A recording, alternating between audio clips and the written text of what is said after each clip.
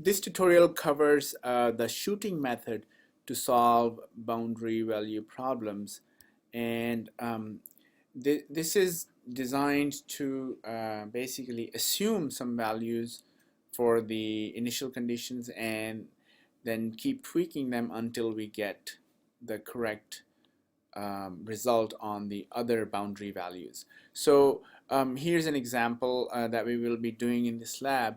It's the same example that we have already solved using implicit method. So it's a heat transfer equation, and that gives us the temperature profile along a thin rod. This is given by a second order differential equation. And in the previous method, we converted this into an AX is equal to B type of problem.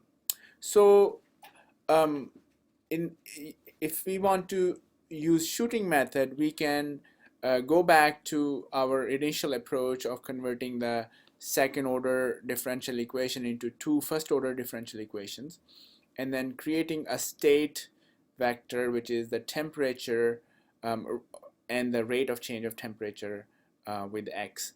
This should be x.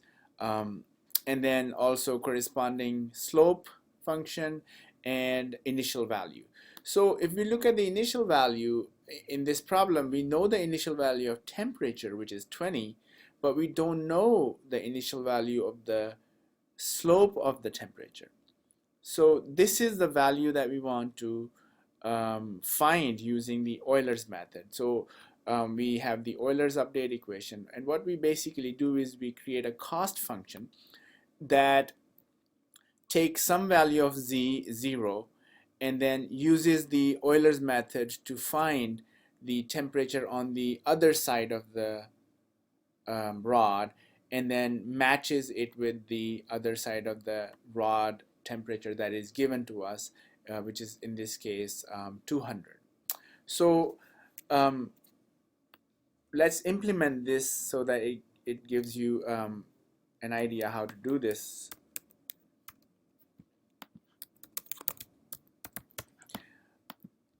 So here's a cost function, and let's say you had the z0 value. Suppose you are given the z0 value, then given these parameters, you can create an initial value for s0.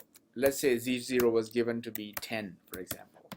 Then you can create an initial value for the state vector, and then also in our case, our x0 and xl are 0 to 10, which is the span of the rod. And then we can create an ODE system, which is potentially z and minus h ta minus t. This is coming from this slope function right here that we create using Euler's implementation. And then we can use the ODE 45, which we learned earlier, to plot this, to find the x out and t out, and then we can plot it and see what it looks like. And of course, this is giving us two values, the temperature, which is t, and z.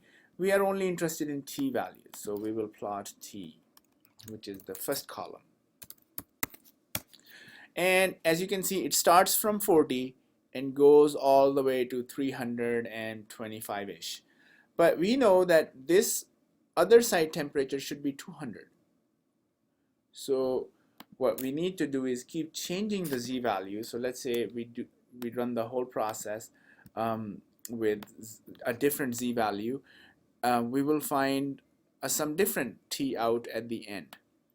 Okay, so this t out at the end in this case is 321.46, but what we want it to be is 200. So our cost is the difference of t out end 1 and TL, which in this case is 121. So our goal is to keep changing z0 until the cost becomes minimum. So if you look at this function right here, this is the cost function that takes some z0 values, find the temperature along the rod, and finds out what is this temperature, and then it knows what this is supposed to be. It takes that difference and gives us that as the cost, and our goal is to minimize this cost. So if we can make this 0, that means this will hit exactly 200. The difference between this and 200 will be 0. That's our goal. So if I want to use this as my cost function, I will have to write another function. So let's save this and let's go and create another function. So ignore this code at the bottom first. So let's create a function of z0, and this calls the function cost function and gives me the function f. Now I can do an easy plot of this function f and see what it looks like. And you can see that it has a minimum value somewhere around 4 point something. And we can even confirm this by sending this to the cost function directly. Let's say we take the cost function and send it a value of 4. So the cost is 2.63, 4.1, 0.56. So you can see the best value for z0 is somewhere around 4, but we don't know what. So we can use our fmin unconstrained to find that optimal value. And in this case, we will initialize at 6. You can initialize at 10 or whatever value, but you will get the optimum z value for this. And let's look at that. Optimum value is 4.12, and corresponding value of this function is almost 0, very negligible. So this is the value that will give us a curve that hits 200 on the other side.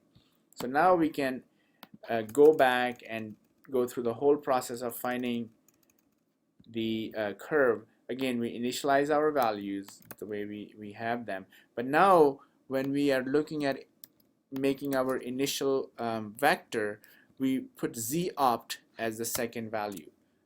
Remember last time we kind of assumed it to be some value, but this time we have 40 as our starting temperature on this side, and then 4.12 as the slope of the temperature on this side. And we go through the same process again using ODE40, and now we have T out and X out.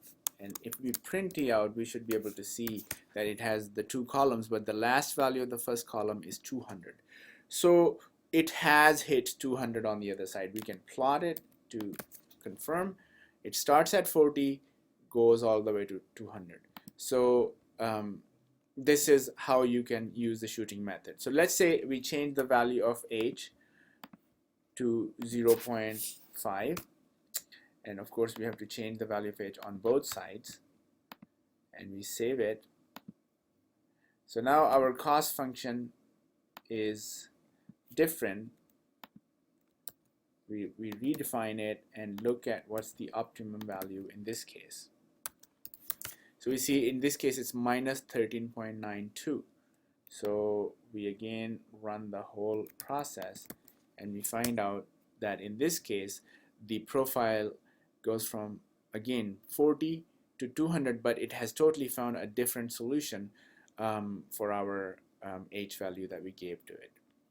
So I hope this makes sense, that how to use shooting method to also find functions where we have boundary values given. So going back to the figure that we had in the book, we start with some, so boundary values are these 2 dots that are given to us. So we assume some value of the initial condition, and then we run the ODE45 to get the other side. And if we are off, we keep adjusting this side until we hit the other side. So we're trying to shoot across to the other side of the boundary until we hit the correct value of the boundary.